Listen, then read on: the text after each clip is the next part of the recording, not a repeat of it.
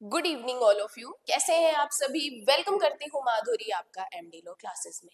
देखो, आज जो मैं आपको बताने वाली हूँ वो बीएनएस का एक इम्पॉर्टेंट टॉपिक है जो कि डील करता है रॉबरी के बारे में, हिंदी में जिसे हम लूट कहते हैं। देखो, पहले बेयर एक्ट को हम बिल्कुल साइड में रख देंगे। बेयर एक्ट के अलावा मैं आपको इस क्लास में इसेंशियल एलिमेंट्स ऑफ लूट बताने वाली हूँ, प्लस केस लॉज बताने वाली हूँ, प्लस मैं आपको ये चीजें भी बताने वाली हूँ कि चोरी, लूट और डकैती, इन तीनों में डिफरेंशिएट हम किस एक पॉइंट पे कर सकते हैं। तो ये वीडियो बहुत इंपॉर्टेंट रहने वाली है, तो वीडियो को बिल्कुल भी स्किप नहीं करना है। देखिए, सबसे पहले बात करते हैं कि जब हम लूट पढ़ते हैं तो सबसे पहले उसका सेक्शन हमारा प्रीलिम्स का क्वेश्चन है ही है। देखो, डिफरेंशिएट आईपीसी में कहाँ पढ़ते थे प्लस बीएनएस में कहाँ पढ़ते हैं, तो ये चीजें हमें इंटरव्यू पॉइंट ऑफ व्यू के लिए याद रखनी पड़ेगी। बीएनएस की बात करूं तो बीएनएस में हम पढ़ते हैं 309 में, बीएनएस में हम लूट पढ़ते हैं 309 में। आईपीसी की बात करूं तो आईपीसी में पढ़ते हैं 390 में। जीरो को यहां से उठा के हमें लास्ट में शिफ्ट करना है। 309 बीएनएस में लूट, 390 आईपीसी में लूट पढ़ते हैं। अब यहाँ पे जो चीजें मैं आपको बता रही हूँ फिलहाल बेयर एक्ट से बिल्कुल ही अलग है। इन चीजों को समझ के देन बेयर एक्ट पे जाओगे तो इजीली बेयर एक्ट की लैंग्वेज भी समझ आएगी और तो और आपको पॉइंट्स भी याद हो जाएंगे। देखो, बीएनएस में लूट से संबंधित अपराध, आवश्यक तत्व और कुछ इंपॉर्टेंट जजमेंट्स भी मैं आपको बताने वाली हूँ जो कि मेंस के आंसर राइटिंग में भी हेल्प करेंगे। देखो, जब लूट हम पढ़ते हैं, लूट का अपराध बीएनएस में पढ़ते हैं, सबसे पहला इंपॉर्टेंट पॉइंट होता है अवैध कब्जा।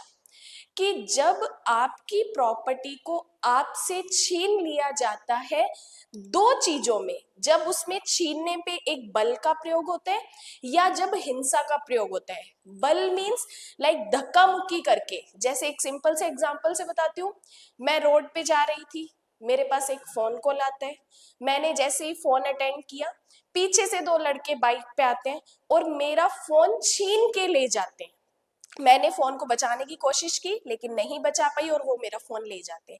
यहाँ पे उन्होंने क्या किया है, मेरे फोन को मेरे से खींचा, तो यहाँ पे ये फोर्स का यूज हुआ है, तो ये क्या मानी जाती है, लूट मानी जाती है। अब उनके पास मेरा फोन गया तो उनके पास जो कब्जा हुआ वो अवैध कब्जा माना जाएगा, इलीगल पोजेशन माना जाएगा।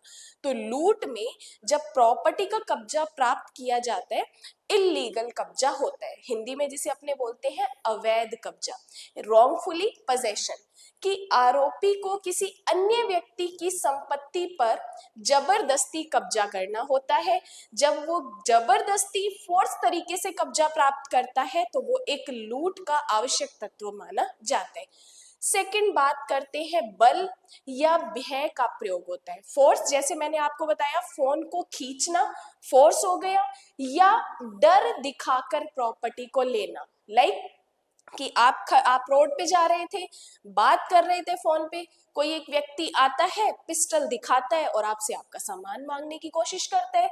डर में आपने क्या कर दिया, अपना सामान उसे दे दिया, तो ये भी क्या मानी जाती है, लूट ही मानी जाती है, रॉबरी में काउंट होती है। तो बल या भय का प्रयोग इसमें होता है, यूज ऑफ फोर्स और फियर। कि अपराधी द्वारा शारीरिक बल या गंभीर चोट पहुंचाने की धमकी दी जाती है। अब यहाँ पे एक वर्ड यूज किया है, गंभीर चोट। ये गंभीर चोट जो हम बीएनएस में ग्रीवियस हर्ट पढ़ते हैं, घोर उपति पढ़ते हैं, वही है। क्योंकि जब आप डायरेक्ट बाद में पढ़ोगे तो वहां पे लिखा हुआ है तत्काल उपति, तत्काल मृत्यु, तत्काल घोर उपति का डर दिखाकर प्रॉपर्टी को आपसे लिया जाता है, तो वो क्या माना जाता है, लूट माना जाता है। थर्ड बात करते हैं क्रिमिनल इंटेंशन। अब अपराध जब कर रहे हैं तो इंटेंशन क्या होगा, क्रिमिनल इंटेंशन होते हैं कि आरोपी का उद्देश्य इलीगल रूप से प्रॉपर्टी को छीनना है, तो वो क्रिमिनल इंटेंशन में काउंट होता है। फोर्थ कहता है संपत्ति की जब्ती। जब वो प्रॉपर्टी आपसे छीन रहा है तो वो क्या कर रहा है, प्रॉपर्टी को जब्त कर रहे हैं, सीज कर रहे हैं, तो ये भी क्या माना जाता है, लूट का एक एसेंशियल एलिमेंट माना जाता है। अपराधी द्वारा संपत्ति को अपने कब्जे में लेना इसमें जरूरी होता है। और फिफ्थ बात करता है बलपूर्वक हटाने का कार्य। जैसे अपनों ने पढ़ा कि बल और डर का प्रयोग जरूरी होता है, क्योंकि देखो मैंने आपको स्टार्टिंग में एक लाइन बोली कि चोरी, लूट और डकैती, इन तीनों को डिफरेंशिएट हम एक पॉइंट पे करते हैं, जिसमें से एक पॉइंट इंपॉर्टेंट है बल और डर का प्रयोग। जब बल और डर का प्रयोग होता है तभी वो लूट में आ जाता है, जब बल और डर का प्रयोग नहीं होता तो वो चोरी में चला जाता है, और जब बल और डर का प्रयोग होता है और जब पर्सन्स की संख्या बढ़ जाती है, 5 या अधिक पर्सन हो जाते हैं, देन वो डकैती में चला जाता है। तो इन तीनों अपराधों को डिफरेंशिएट करने का एक ये इंपॉर्टेंट पॉइंट होता है। तो बलपूर्वक हटाने का काम, यदि किसी व्यक्ति ने उसकी मर्जी के बिना जबरन संपत्ति छीनी है तो वह लूट के अपराध में आती है। तो जब भी लूट का अपराध गठित होता है, कारित होता है, तो ये 5 की पॉइंट उस ऑफेंस में होने कंपल्सरी होती है। इलीगल पोजेशन, फोर्स और डर का प्रयोग, आपराधिक इंटेंशन, संपत्ति की जब्ती, बलपूर्वक हटाने का काम। अब इन पॉइंट्स को जब आप मेंस की आंसर राइटिंग लिख रहे हो तो पहले इन पॉइंट्स को हमने एग्जामिनर को एक्सप्लेन किया, देन इन्हीं पॉइंट्स का आप एक डायग्राम बना के उसे शॉर्ट फॉर्म में बता सकते हो कि ये हम लूट के एसेंशियल एलिमेंट्स पढ़ते हैं।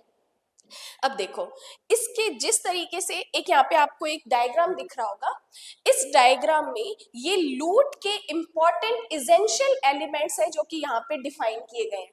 जैसे पहला था रॉन्गफुल पोजेशन, दूसरा था यूज ऑफ फियर, तीसरा था क्रिमिनल इंटेंशन, चौथा था सीजर ऑफ प्रॉपर्टी और पांचवा था यूज ऑफ फोर्स।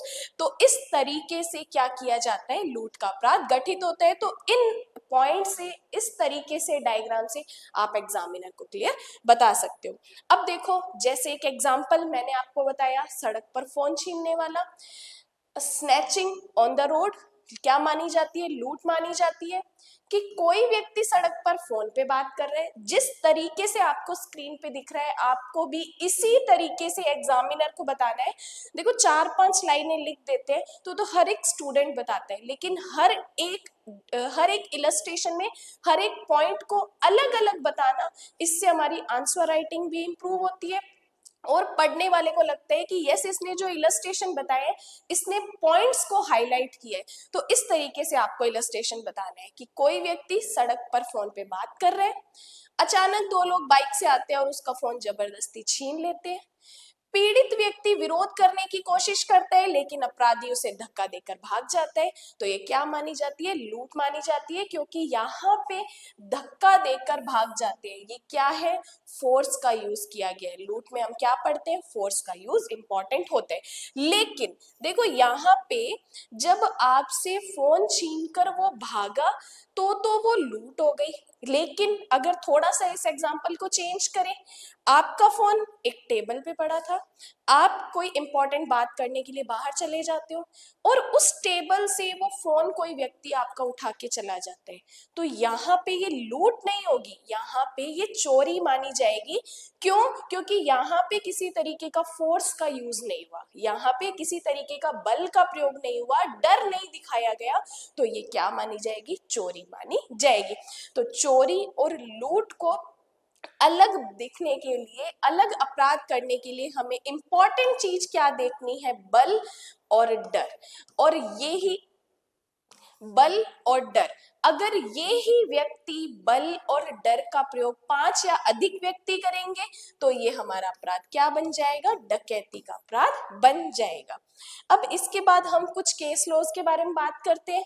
पहला केस है फूल कुमार वर्सेस दिल्ली एडमिनिस्ट्रेशन, 1975 का केस है सुप्रीम कोर्ट का।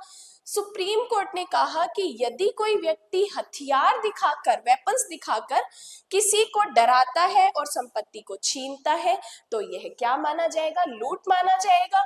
और यदि कोई व्यक्ति बल का प्रयोग नहीं करता और वैसे ही किसी संपत्ति का अवैध रूप से कब्जा ले लेता है तो वो क्या माना जाएगा, चोरी माना जाएगा। तो इस केस में चोरी और लूट के बारे में सुप्रीम कोर्ट ने पॉइंट क्लियर कर दिया था कि कब चोरी माना जाएगा और कब लूट माना जाएगा। इसके बाद बात करते हैं second point, state of Maharashtra versus Joseph Mingle Koli 2003 का केस है। इस केस में कहा कि आरोपी ने किसी व्यक्ति को धमकाकर और उसका सामान छीन लिया। सुप्रीम कोर्ट ने कहा कि अगर विक्टिम किसी भी प्रकार से प्रतिरोध नहीं करती, डर की वजह से अगर वो अपने सामान को प्रोटेक्ट नहीं करती है, तब भी क्या माना जाएगा, वो लूट माना जाएगा, रॉबरी में काउंट होगा। कि लूट के अपराध में ये जरूरी नहीं है कि विक्टिम शारीरिक रूप से प्रतिरोध करे, अगर डर की वजह से उसने अपनी संपत्ति दे दी तो भी क्या माना जाएगा, लूट माना जाएगा। तो ये सेकंड केस महाराष्ट्र का इंपॉर्टेंट है। नेक्स्ट केस की बात करते हैं, सुंदर Singh versus state of UP 1956। इस केस में इंपॉर्टेंट चीज है कि लूट और चोरी में डिफरेंस बताया था, कि लूट और चोरी में हम किन एक पॉइंट पे डिफरेंशिएट कर सकते हैं। कि सुप्रीम कोर्ट ने कहा अगर चोरी में डराने और धमकाने का तत्व नहीं है तो वह चोरी होगी, और अगर प्रॉपर्टी को छीनते टाइम बल का भय का प्रयोग किया जाएगा तो वो लूट मानी जाएगी। और अगर चोरी के दौरान पीड़ित को चोट पहुंचाई जाती है, डराया धमकाया जाता है, तो वह क्या माना जाएगा, लूट माना जाएगा। तो ये सुंदर सिंह का केस भी इंपॉर्टेंट था। इसके बाद हम लास्ट में कुछ कंक्लूजन पॉइंट्स पे लिखेंगे कि जैसे हमने पहले, जब आपका मेंस का आंसर राइटिंग आता है 10 या 15 नंबर का, तो पहले आपको बेरेक्ट की चीजें बतानी है, देन इसेंशियल एलिमेंट्स बताने हैं, केस लॉज बताने हैं, और लास्ट में कंक्लूजन देके अपना आंसर खत्म करना है। तो कंक्लूजन में हम क्या पॉइंट्स लिख सकते हैं कि बीएनएस के तहत लूट का अपराध तब सिद्ध होता है जब किसी व्यक्ति को उसकी कंसेंट के बिना बलपूर्वक संपत्ति से वंचित किया जाता है। इसके लिए डराने, धमकाने, हिंसा, प्रॉपर्टी की जब्ती आवश्यक तत्व माने जाते हैं, जो अभी अपनों ने स्टार्टिंग में पढ़ा।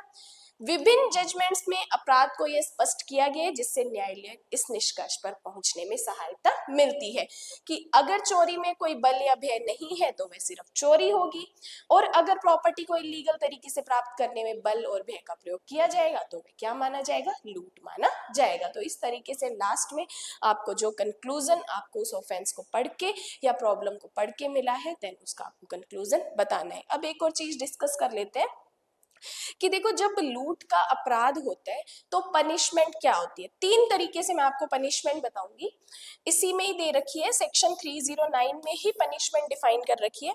देखो जब लूट का अपराध हो गया, जब लूट कमिट हो गई तो एक्यूज्ड को हम 10 ईयर तक की पनिशमेंट और साथ ही साथ फाइन भी उसको भुगतना पड़ेगा। सबसे पहले जनरल 10 ईयर की पनिशमेंट, और इसमें क्या दे रखा है, फाइन दे रखा है।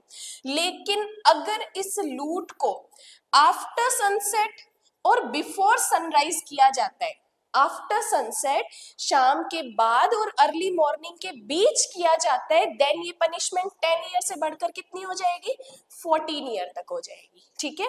अगर थर्ड पॉइंट बात करें कि लूट का अटेम्प्ट किया, लूट करने गए लेकिन उसमें सक्सेस नहीं हो पाए, अटेम्प्ट हो गया, देन लूट में कितनी पनिशमेंट मिलेगी, 7 ईयर की पनिशमेंट मिलेगी।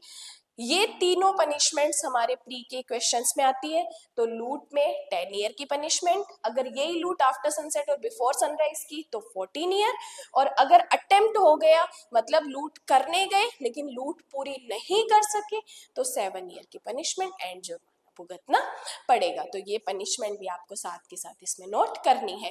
अब जिस तरीके से मैंने आपको लूट के बारे में बताया है, एसेंशियल एलिमेंट्स बताए, अब आपकी ये ड्यूटी बनती है कि अब बेरेक्ट खोलो, 309 नंबर सेक्शन पढ़ो, जिसमें आपको पता चलेगा कि लूट में चोरी कब लूट हो जाती है और एक्सटॉर्शन कब लूट हो जाता है। इसके अलावा भी मैंने बीएनएस की प्लेलिस्ट कंप्लीट बता रखी है जिसमें कंप्लीट बेरेक्ट को फोकस करते हुए एक एक लाइन लूट के सेक्शंस में आपको डिफाइन कर रखी है। और साथ के साथ अगर आप प्रैक्टिस करना चाहते हैं एमसीक्यूज की, तो एमडी लो क्लासेस पे 59 रुपीज की मेंबरशिप चल रही है। अगर प्रेजेंट में आप 59 रुपीज की मेंबरशिप ज्वाइन करते हो तो बीएनएस के 500 प्लस एमसीक्यूज, बीएनएसएस के 150 प्लस एमसीक्यूज और 2 से 3 ऐसे वीडियोस जो कि मेंस के आंसर राइटिंग में आपको हेल्प करेंगे। तो ये 59 रुपीज का जो बेनिफिट है वो आप आज से ही ले सकते हैं। बाकी क्लास आपको कैसी लगी है उसके लिए मुझे कमेंट्स करके बता सकते हैं। नेक्स्ट वीडियो आपको किस टॉपिक पे चाहिए उसके लिए भी आप मुझे कमेंट कर सकते हैं। बाकी आज के लिए धन्यवाद।